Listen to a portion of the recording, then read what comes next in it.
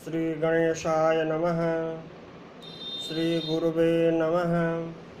प्रिय छात्रों, हम लोग पाणिनीय शिक्षा पढ़ रहे हैं।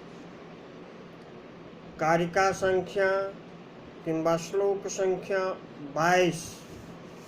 अनुस्वारयमानां च नासिकास्थानमुच्यते अयोगवाहाः विज्ञेया आश्रयस्थान भागिनः को थोड़ा पुनः समझकर आगे बढ़ेंगे। इस कारिका में अनुस्वार और यम वर्णों का उच्चारण स्थान नासिका कहा गया है। पुनः अयोगवाह वर्णों का उच्चारण स्थान उनके आश्रय स्थल वर्णों का जो उच्चारण स्थान है वह भी होता है। जैसे रामम पश्य, यहाँ अनुस्वार का उच्चारण स्थान नासिकानुस्वारस्य के साथ साथ कंठ भी है, क्योंकि अनुस्वार का आश्रय स्थल आकार है और इसका उच्चारण स्थान कंठ है। अकुह विसर्जनीयानां कंठः। इसी प्रकार हरिं पश्य में अनुस्वार का उच्चारण स्थान नासिका के साथ साथ तालु भी है, क्योंकि यहाँ अनुस्वार का आश्रय स्थल इकार है और इसका उच्चारण स्थान इचु यशानाम तालु है। अयोगवाह वर्णों का अपना जो मुख्य उच्चारण स्थान है उसके साथ साथ आश्रयी वर्णों का उच्चारण स्थान भी होता है। अब विसर्ग को देखें, विसर्ग के उदाहरण को देखें। विसर्ग का मुख्य उच्चारण स्थान कंठ है। अकुह विसर्जनीयानां कंठः। हरिः में विसर्ग का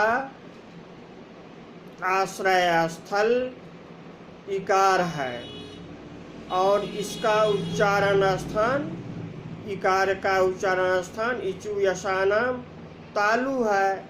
तो यहाँ विसर्ग का उच्चारण स्थान कंठ और तालु होता है।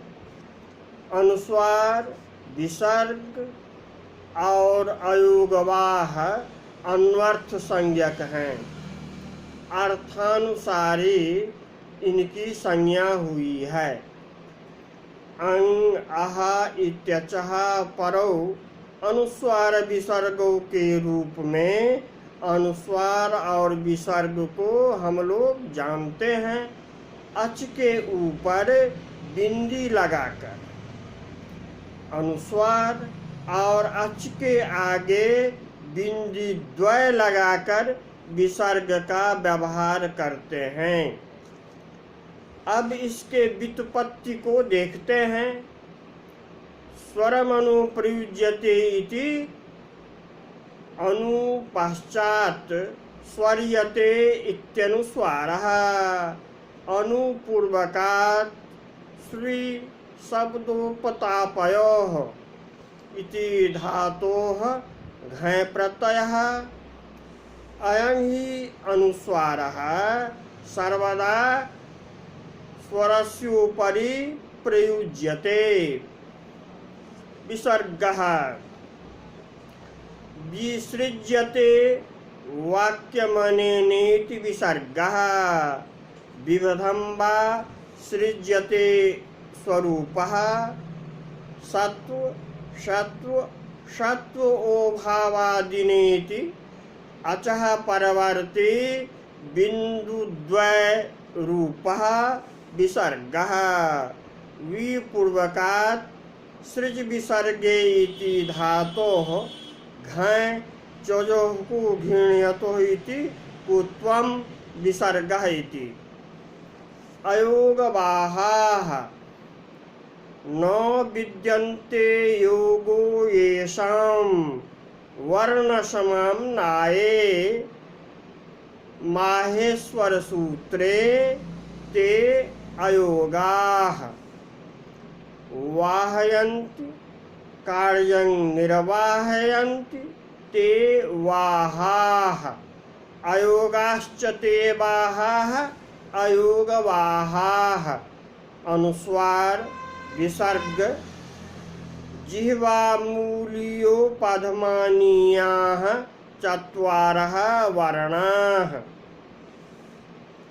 इन चारों वर्णों का माहेश्वर सूत्र में पाठ नहीं है, अतएव प्रत्याहार में भी इस प्रत्याहार से भी इसका अयोग है, किंतु इन वर्णों से ही संस्कृत की पहचान है।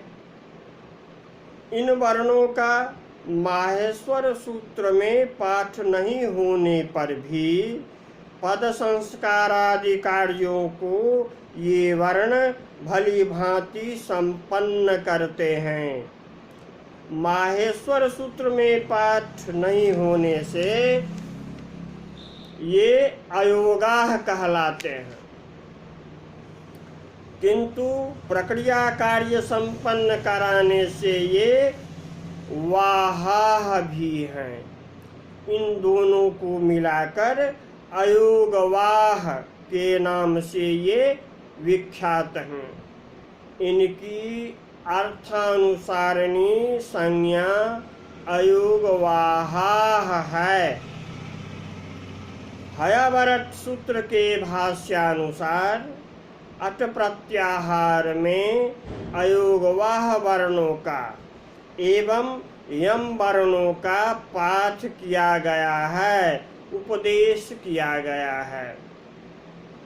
हयावरट सूत्र के भाष्यानुसार अयोगवाह का पाठ अट प्रत्याहार में और यम वर्णों का पाठ अट प्रत्याहार में है। अस्तु, अब पाठ को आगे बढ़ाते हैं। अब कहते हैं कि अनुस्वार का उच्चारण किस प्रकार करना चाहिए। इस प्रसंग में कहते हैं कि अलाबु बीना निर्घोषो दंतमूल्यः स्वरानुगः अनुस्वारस्तु कर्तव्यो नित्यं ह्रोः शशसेषु च। अलाबु बीना निर्घोषो दंतमूल्यः स्वरानुगः अनुस्वारस्तु कर्तव्यो नित्यं ह्रोः शशसेषु च। अलाबु बीना निर्घोषः तुम्बी फलस्य या वीणा तस्याः निर्घोष इव निर्घोषो यस्य सः अलाबु वीणा निर्घोषः। दंतमूल्यः दन्ते दंतमूले भवः दंतमूल्यः स्वरानुगः स्वरान् अनुगच्छतीति स्वरानुगः अचः पर इति। ईदृशः अनुस्वारः ह्रोः हकारेफयोः परयोः तालव्य स दन्त्यस मूर्धन्यस इत्येतेषु परेषु नित्यं कर्तव्यः उच्चारयितव्यः। कहते हैं कि तुम्बी फल के वाद्य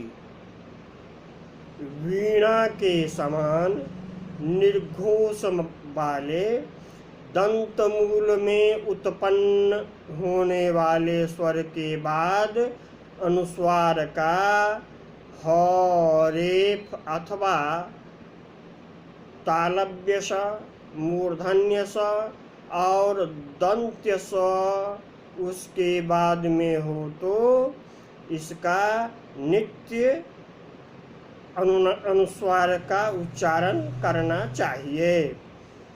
उदाहरण के रूप में बृंहणम, कुंडं रथेन, कंसः, इंद्रियाणाम षष्ठम, मनः, हंसः इत्यादि। इस प्रसंग में आगे कहते हैं, अनुस्वारे विवृत्यांच विरामे चाक्षरद्वये द्विरोष्ठ्यौ तु गृह्णीयात् यथोकार वकारयोः। अनुस्वारे विवृत्यां तु विरामे चाक्षरद्वये द्विरोष्ठ्यौ तु विगृह्णीयात् यथोकार वकारयोः। यथा ओकार वकारयोः ओष्ठ्यौ द्वि विगृह्णीयात् तथा अनुस्वारे विवृत्यां तु विरामे अक्षरद्वये च मध्ये सति ओष्ठयोः स्वरयोः उच्चारणीययोः सतोः ओष्ठ्यो तु द्वि विगृह्णीयात्।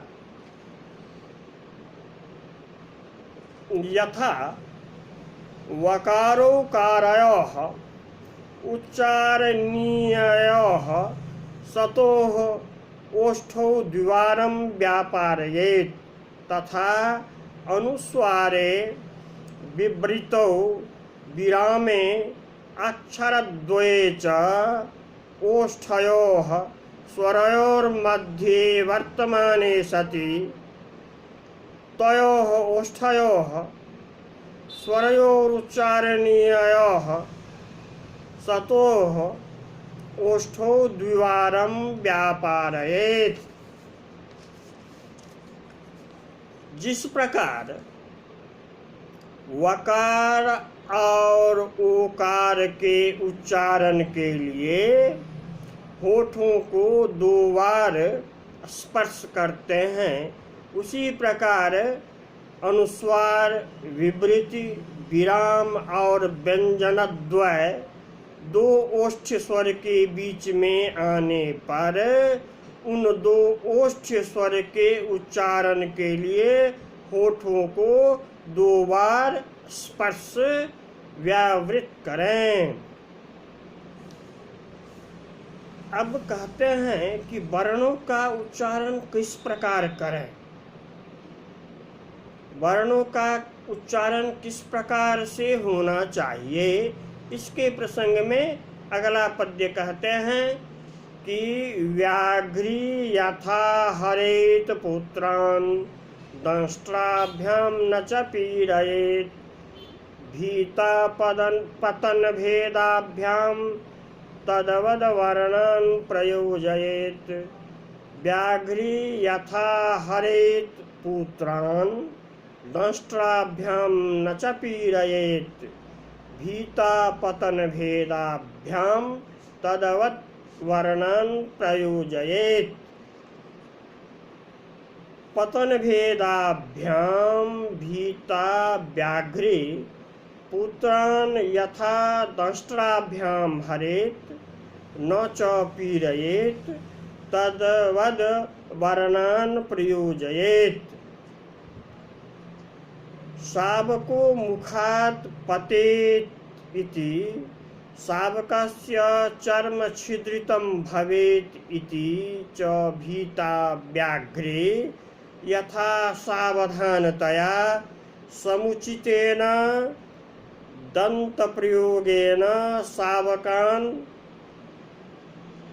दंष्ट्राभ्यां हरेत् हरन्ति न च तान् दंष्ट्राभ्यां पीडयेत् तथैव वर्णानां मुच्चारयितापि समुचितेन करणप्रयोगेन समुचितेन यत्नेन च वर्णान् उच्चारयेत्। कर्णस्य अति शिथिलेन प्रयोगेन वर्णान् अस्पष्टानपि न कुर्यात्, अति दृढ़ेन प्रयोगेन वर्णान् रुक्षान् अपि न कुर्यात्। बच्चे के पतन और छेदन से डरती हुई व्याघ्री जैसे अपने छोटे छोटे बच्चों को अपने दाढ़ों से हल्के रूप में पकड़कर इधर उधर ले जाती है, दाढ़ों से उनको पीड़ित नहीं करती है, उसी प्रकार से वर्णों के उच्चारण करने वालों को भी कर्णों को ज़्यादा शिथिल रूप में भी नहीं करना चाहिए और ज़्यादा दृढ़ रूप में भी नहीं करना चाहिए। समुचित रूप से प्रयुक्त कर वर्णों का उच्चारण करना चाहिए। अब आगे कहते हैं कि यथा सौराष्ट्रिका नारी तक्रं इत्यभिभाषते एवं रंगाः प्रयोक्तव्याः खेआरा इव खेदया। सौराष्ट्रिका नारी यथा तक्रम् इति अभिभाषते एवं खेआरा इव खेदया रंगाः प्रयोक्तव्याः। सौराष्ट्र देश भवा गौर्जरी वा तक्र विक्रयिणी गोपवनिता येन प्रकारेण हरस्वान्तमपि तक्रपदं दीर्घान्तं कृत्वा तद्दीर्घीकृत स्वरप्रान्ते ह्रस्वम् आम् इत्येतादृशं वर्णं योजयित्वा स्वतक्र विक्रयार्थं भ्रमणस्य वेलायां तक्रम् इति भासते। एवमेव वेदेषु खेआराम् इव खेदया इत्यादिषु स्थलेषु रंगवर्णाः उच्चारणीयाः। सौराष्ट्र देश की गुजरात की तक्र बेचने वाली गोप वनिता जिस प्रकार तकराम इस पद को ह्रस्वांत पद को भी दीर्घांत प्लुतांत जैसा बनाकर और पीछे ह्रस्व आम ध्वनि को जोड़कर बोलती है, उसी प्रकार से खेआराम इव खेदया इत्यादि स्थलों में वेद में रंग वर्ण का उच्चारण करना चाहिए। अब रंग वर्ण का उच्चारण हम कैसे करेंगे, इसके प्रसंग में कहते हैं कि रंग वर्णं प्रिंजीरं नो ग्रसेत पूर्वमक्षरं दीर्घस्वरं प्रुञ्जीयात् पश्चान्नासिक्यमाचरेत्। रंगवर्णं प्रुञ्जीरन् नो ग्रसेत पूर्वमक्षरं दीर्घस्वरं प्रुञ्जीयात् पश्चान्नासिक्यमाचरेत्।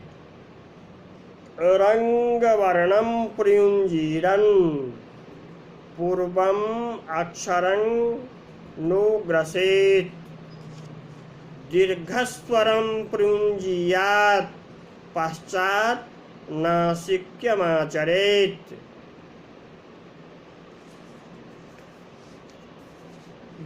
वेदाध्ययिनो जनाः रंगवर्णं पटुतया प्रस्फुटतया उच्चारयेयुः रंगपूर्ववर्तिनं स्वरं न ग्रसेत् ह्रसयेयुः रंगपूर्ववर्तिनं स्वरं दीर्घम् उच्चारयेयुः रंगपूर्ववर्ती दीर्घस्वरोच्चारणानन्तरं नासिकामात्रस्थानकं वर्णं रंगाख्यम उच्चारयेयुः वेदाध्यायी बटुक विद्वान